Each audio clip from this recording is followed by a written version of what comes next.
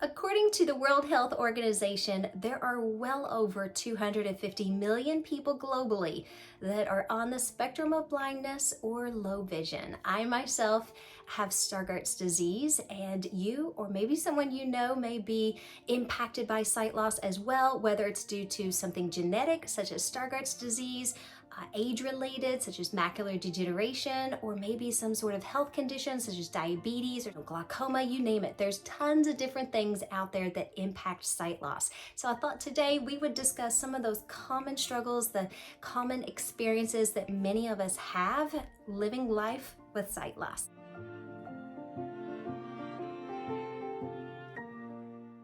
Welcome back to Seeing Blind, but if you're new here, hey, my name is Cindy. It's great to meet you. I'd love to have you on board by hitting that subscribe button. Now, I typically don't share a whole lot on my personal journey with Stargardt's disease, but I'm well overdue to throw some of my experiences out there in hopes that it helps you. I usually post tips and hacks, products, and I'm an accessibility tester by day, and I love chatting and sharing about accessibility as well. So hopefully you'll learn lots of new things and gain lots of value on this channel. To start off, I thought we would first tackle fear and anxiety. Fear and anxiety is an extremely difficult thing in those initial beginning years.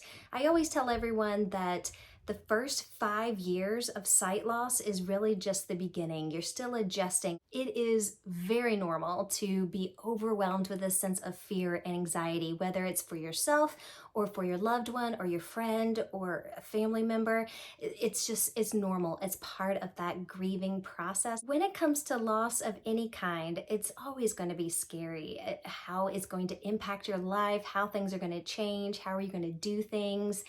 And that grieving process also comes into play. So give yourself grace and space to process through those emotions, take it one step at a time, one breath at a time, and realize there's going to be a sharp learning curve, but you've got time and you have the ability to do it. You can still have the same life that you envisioned for yourself. It's just going to look a little bit different. You're going to live and achieve and do tasks just a little different than the average person or how you used to do them.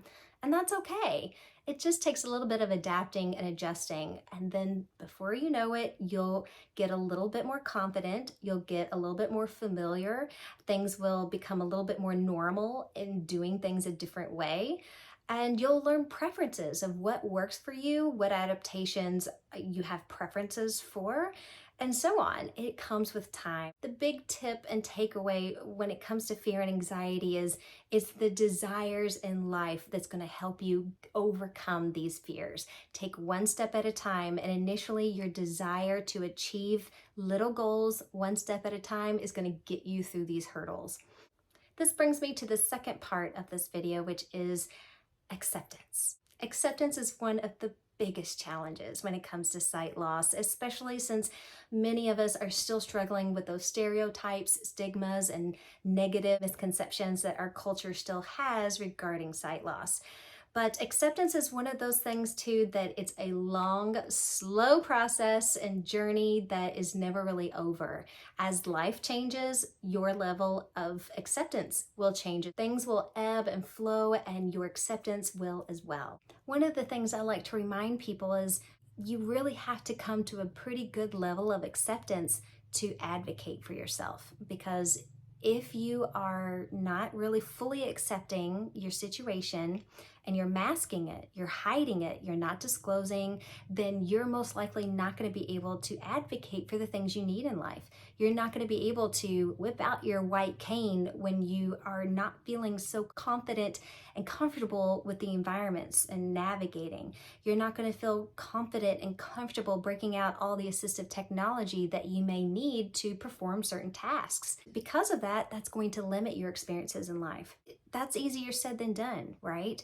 I truly feel one of the biggest hindrances for our level of acceptance is those insecurities that we all have, those struggles and kind of angst that we get over what we think other people are going to think. How are their perceptions of us going to change? Are they going to treat us differently? Are they going to see us differently?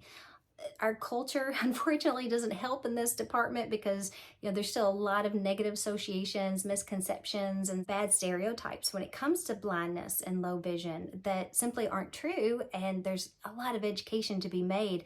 But getting over some of those innate things that we grew up with, it takes a long time to really rewrite that on our heart and soul and in our mind and the way we think. So to let go of those insecurities doesn't happen overnight either. But when you do, when you stop necessarily caring about how other people view you or how they perceive you, and you can walk with confidence with your white cane, or you can get out all your big bad assistive technology anytime you need it without really caring what other people think, it's really freeing. And that's really what propelled me in my blind life to achieve lots of things professionally, in my family, and just in my overall happiness. We only get one walk through life, right, my friends? So it's good to try to push yourself and grow as much as you can beyond the things that are hindering your acceptance. And believe it or not, sight loss, it's not that big of a deal. Many of us in the blind community often say it's the best time to be blind. The third struggle that I think is extremely common that we all experience in blind low vision life is that lack of independence. I think you could ask any blind low vision person who's been so for many, many, many years, they will always express that frustration of not being able to drive, right? That's a huge issue, and our culture and society is really kind of designed against us in that way. But there's still rideshare. There's still lots of insurance policies that still offer medical transportation. There's still public transit and paratransit services and things like that that kind of help bridge that gap. And there's delivery services as well. Pretty much, every huge store, Target, Walmart, grocery stores, a lot of them have delivery services now. And that really does help offset a lot of that. However, independence can be tricky, especially when we need help and we either feel like we can't ask, we're too ashamed to ask, or there's just simply no one to ask. It's a very tricky place to be in, and that's where learning new skills, learning new assistive technologies, learning what's out there that can help avoid those moments and give you the power of your independence back. Sometimes it just takes creative thinking and problem solving or strategic planning.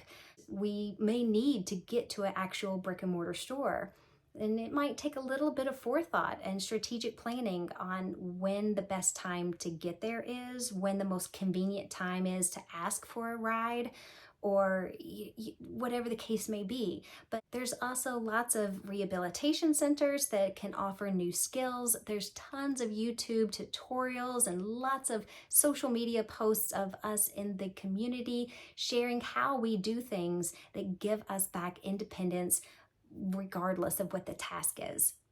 I personally love sharing a lot of tips and hacks on this channel on things that I do to make my life easier and more efficient. And I also love sharing products and such that, maybe it's marketed one way, but you can actually use it this way to help with blind life. I've gained my independence back by thinking that way. So big takeaways is you just have to think creatively, strategic planning, and learning all the assistive technology out there that's really going to help bridge and compensate for that sight loss and give you back those independent living skills again. I hope this video helps you, my friend. For more content like this, pop a comment down below. Let me know if you gained value from today's chat, and I look forward to posting more videos like this in the future. So I'll catch you in the next video. Blessings to you and yours.